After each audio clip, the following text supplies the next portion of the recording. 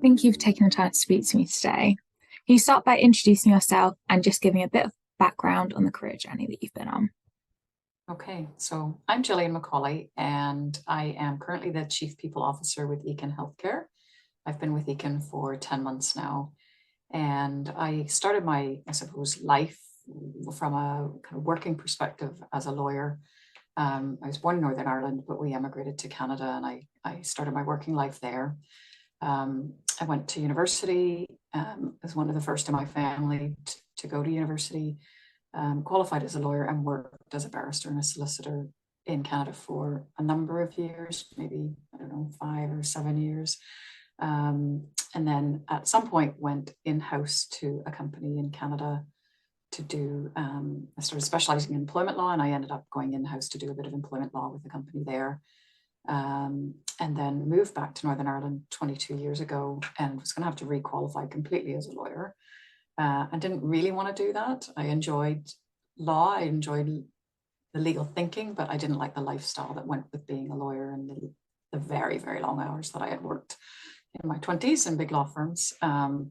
So I got great experience, but chose a bit of a different path, I suppose, to go into industry.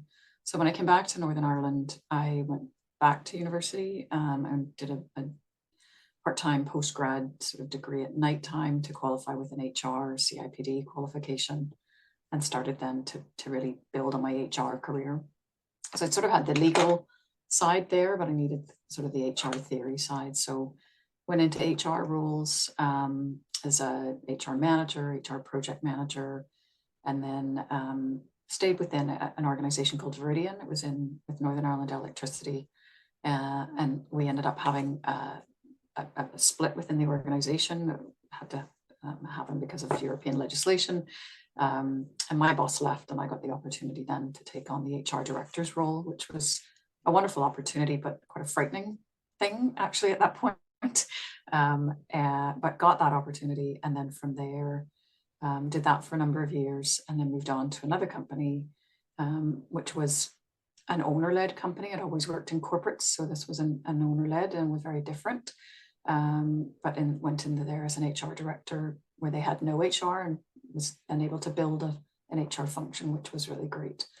I was there for 7 years and then came to Eakins last year. So a bit of a meandering journey through different things, not necessarily all planned, but all great experiences and all good learning out of it.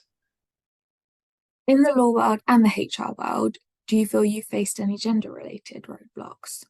It's interesting to think about that. I guess sometimes I don't think of my world in a gender. I don't think of myself as a female versus men, but I have found myself throughout a lot of my career, actually, in a few different industries where I was the only woman in the room, because they were very male-dominated work environments.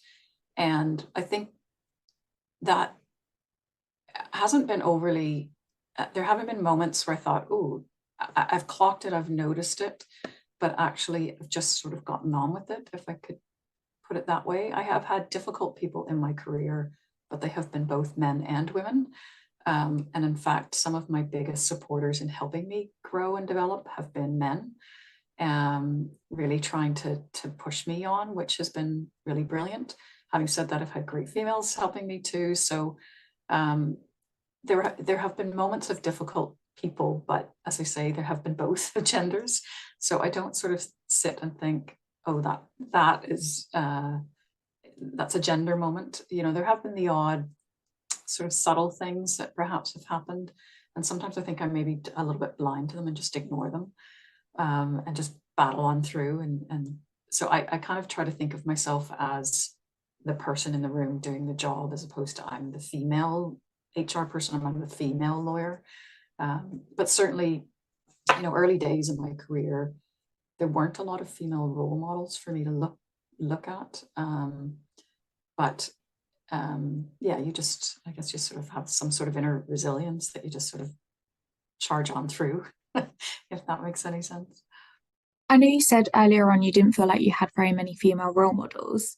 Since then, who would you say is your biggest female inspiration? When I was early days in my careers, particularly in law firms, the females that were there at a senior level weren't people that I wanted to be necessarily. They were working extremely long hours. They were, a couple of them had babies, took no mat leave basically. And I looked at that and thought, that's not what I want my life to be. And I think that's an important part of being yourself in business and being a leader, is knowing who you are and who you want to be and what you want out of your life, and not blindly following a path of what you see. I think in terms of role models for me, actually probably what I saw and what drove me on more was seeing people like my grandmother's age, who were smart women who'd never had an opportunity and felt quite stuck in their life and stuck in relationships or stuck in family situations. And that maybe was what drove me on more, is always wanting to be in control of my life, both just in control of what I was doing, but also financially have the wherewithal that I could make whatever choices I wanted. So it's sort of an interesting thing to think about the role models. It's nearly the opposite. It's having wonderful women that you've seen who just as at that generation just didn't have the opportunity to go to university, go to school. It just wasn't the done thing, but never wanting to be that person sitting thinking, oh, I wish I'd had, or I feel like I've missed out, or so that pushed me on a lot. I guess I have a couple of aunts that were working. One was a teacher and one was a nurse, so sort of professional roles, and they were probably inspirational to me in terms of seeing how they balance that, and being impressed with them in a working world. And then you have bigger role models like a Michelle Obama or people like that that are amazing, but they're probably not, they're inspirational, but they're not relevant to your day-to-day life, if that makes some sense. So of course there are women that you look at and you're in awe of, but I think sometimes it's the people closer to home to you that have the bigger impact in actually either supporting you or being the people that you kind of learn life lessons from, either, as I say, the negatives or the positives, and that can drive you differently. I think as amazing and inspirational as people like Michelle Obama are, they're not very relatable to us, and their journeys aren't always that relevant. And sometimes it is those people closer to home who are getting kind of through those everyday struggles, but you're getting to see those kind of like vulnerable moments and moments that you wouldn't actually get to see with someone in the public eye. And I think sometimes it's those really small moments that can actually have the bigger effects on us and are more inspirational. For International Women's Day, for instance, there's a lovely conference that I've often gone to, and they have these most amazing people on the stage that are international whatevers. And sometimes I think that can be really intimidating, actually, for women who are in the day-to-day thrust of trying to work, manage children, busy lives, got it all going on, trying to cook dinner and do laundry, and just the basics of life. And sometimes those big figures can nearly, as I say, be kind of intimidating or make you feel less proud of what you're doing. And I think we should all be, just whatever situation women are in, be really proud of whatever they're doing, whatever level they are, and that they're doing the best that they can do for them in that situation at that point in time. And not sort of look and think, oh, there's somebody up there doing all of that and I'm only over here doing this, because that's not, it's helpful to look at those people and respect them, but I think just to be in control of your own situation and making the best of it is really what we should all aspire to. So you've talked quite a bit about not wanting to miss any opportunities or regret anything. But would you say that there's been a mistake that you've made, but actually you're really glad you made it because you've learned a lot from it? I'm a bit of a glass half full or glass full person. So I never really think, oh, that was a mistake. I have things that I have done that I've then changed the course of direction on. So I went to law school, I became a lawyer, and then I decided that isn't what I wanted to do in terms of being in private practice. But I wouldn't look at becoming a lawyer as a mistake. I think I've learned immensely through that. It set me up in my career in terms of my learning and my knowledge. And I think no matter what you're in, it's never a mistake. You should never look backwards and think, oh, I regret. I think you should always look forwards and just think, what have I learned from that? What will I do differently, and how will I not step into that again, maybe? But I think you've always just got to reflect on it, And if you're in something that's not right for you, have the courage to step out of that. Because, once I was a lawyer and I'd done a few years in that, it was kind of a big deal to step out of that career path and say, that's not for me. But I didn't want to spend 30 years doing it and regret that and think, oh, I wish I'd done something else and moved into another opportunity. So I think some of that is, not being afraid of moving away from things that aren't quite right for you. No, I think especially sometimes coming from an academic background such as law, um, quitting feels quite synonymous to failing. And it's not, you can quit something that actually you'd be really, really successful at.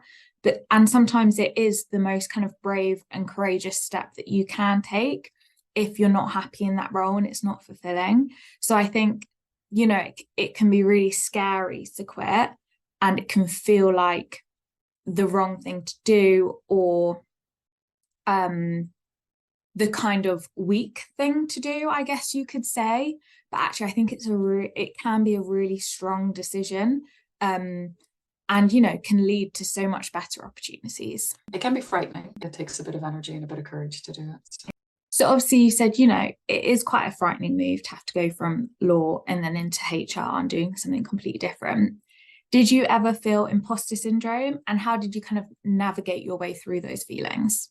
I think everybody has imposter syndrome, and well, I think they do. I certainly do. I certainly have had massive moments of that in my life, of the voice in my shoulder saying, oh God, how did you get here? And what are you doing here? And someone's going to find you out. And I think women have that more than men potentially. And I think a lot of that is you've got to shut that down in your head.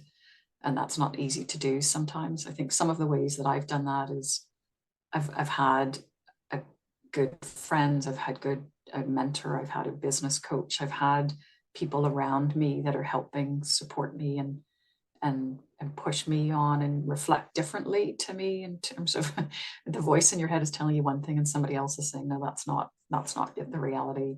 Don't be silly. So, but I think it's definitely there, and it definitely comes up at many points. I don't care whether you're junior or senior, it's there.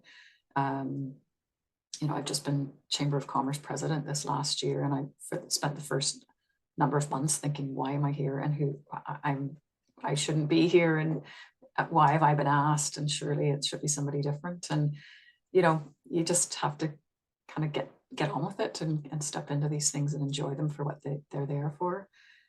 Because somebody saw something of value in you and reached out to you. So, but yes, I think everybody has it, and that's just a matter of keeping it at bay. What would you say is your favorite thing about being a woman in business? I guess I think about myself as a business person, a leader in a business, but not a woman in business, if that makes sense. And sometimes I struggle with that and think, should I be a bit more about being a woman in business? I think I like being a woman in business. I like being in business because I feel like I'm contributing to the business, hopefully. For me, I always think about my life as what are my important key rocks in my life. I've got my family, my health, my community, my friends are sort of my things. So for me, being in business gives me a lifestyle that I'm able to have a good lifestyle with my family. I think it keeps me healthy in terms of my physical and mental health. But I'm contributing back into the community then, and hopefully keeping, doing the right thing for my business, but also then trying, I would sit on boards of hospice, or now a group for helping people get into employment and with learning needs. And those are important things for me too. It shouldn't just be about business in your job, making money. For me, it's about, okay, what can I take from those skills then and take into other organizations and help in there in a way that I'm giving back a bit. So for me, there's kind of a full circle in all of that. And then because I'm in HR, I guess the other piece for me is helping people within my organization be the best that they can be, really, and helping them on a career path and building development opportunities for them. And it's really wonderful when you see that happening, and then you see people growing through their careers. So I guess I'm pretty lucky, actually, that I get to see a lot of different angles to it. But Yeah, I think I love my job. I like having a life. When I've got two boys, and I think there's always that struggle as a working mum and that mum guilt of, oh God, I should be a stay-at-home mum with them. But actually, as they grow now to be teenagers, they've got their own life. So I'm actually really glad I've got my own life. I know who I am. I've got what I'm about, and I'm not defined by them. They're a really key part of my life, but I have my own piece, and hopefully I'm a good role model to them too in life. So. So how do you feel as women in business that we can best support each other?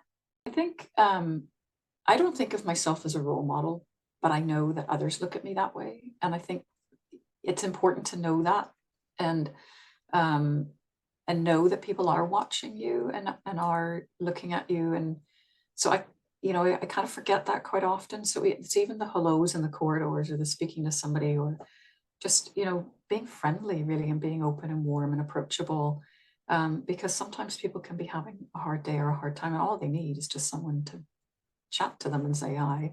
So I think those are, because as you get more senior, sometimes I think you might be focused on something and walking down the corridor and thinking about something in your head.